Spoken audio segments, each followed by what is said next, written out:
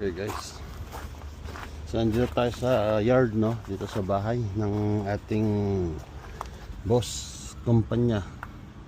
So ngayon papalit ako ng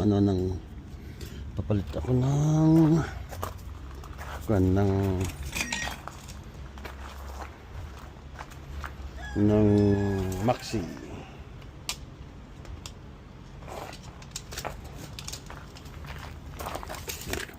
Titignan niya ako eh. Hindi you're not talking. It's good? Yeah, good. No. Yeah. What? Which tire needs this trailer? This one? Yeah, no other one. You bringing a load or trailer for IEM? Oh, that's Joseph. No. अरे पचलगे पे पिछले टायर ਦੇ ਵਿੱਚ ਦੋਵੇਂ ਕਿ ਉਹਦੇ ਪੈਂਚਰ ਲਵਾਇਆ ਉੱਥੋਂ ਪਲਾਗੀ ਤੱਕ ਲਿਆ ਵਿੱਚ ਡਰਾਈਵ ਸਾਈਡ ਦਾ ਪਹਿਲੇ ਬਾਹਰ ਦੇ ਟਾਇਰ ਵਿੱਚ ਦੋ ਜਿਹੜਾ ਟ੍ਰੇਲਰ ਲੈ ਕੇ ਆ. At ayan yung bago. Dahil mahaba masyado yung kanyang push rod, puputulan niya. Ayan po.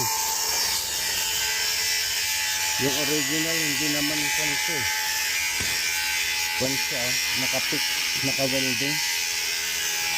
Ito yung original na galing doon. So bumigay na siya. Ayun o. Spring broken. Ayan o. Diyan. Ating right last axle na preno na Maxi ay, at saka nagpagrasa din ako, no? Ayun o. Nagpagrasa tayo. Magpapakahirap pa ba akong kan? Yung bayad ng grasa natin dito 15 lang. Saan ka pa, di ba?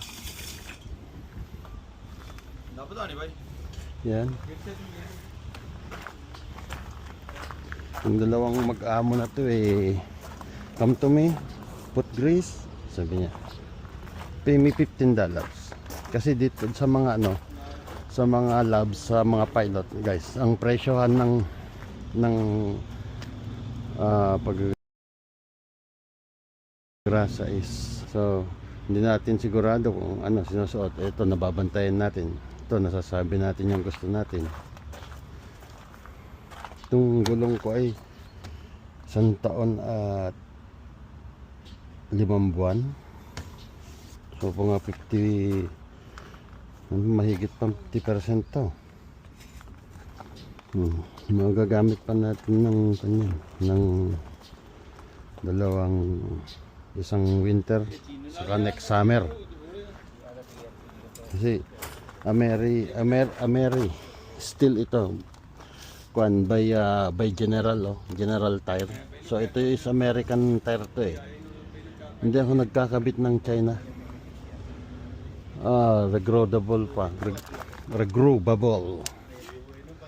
So pag napudpud yan, pwede mo pang guhitan, pero hindi natin kailangan. Yung 2 taon na serbisyo ng gulong natin, 2 taon at kalahati ba, ayaw mo pa ba nun?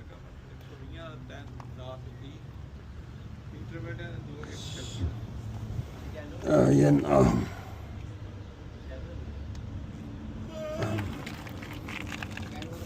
and Ameristeel.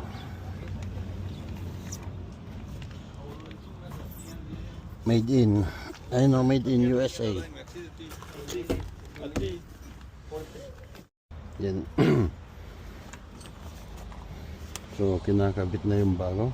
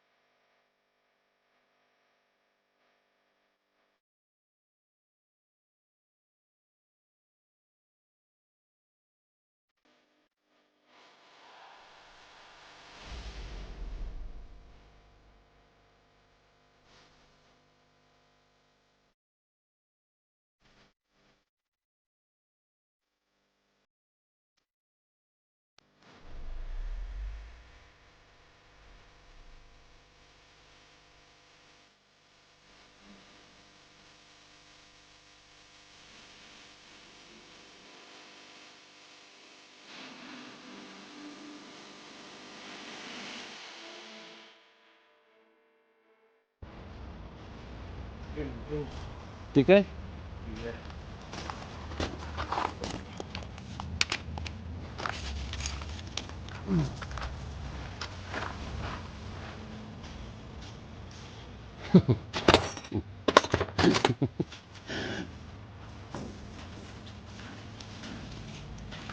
I'll go put this one separate.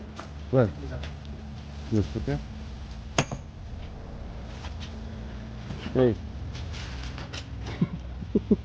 Hardip said, right the time, right the time. You're working. He said, oh, later on I lose money.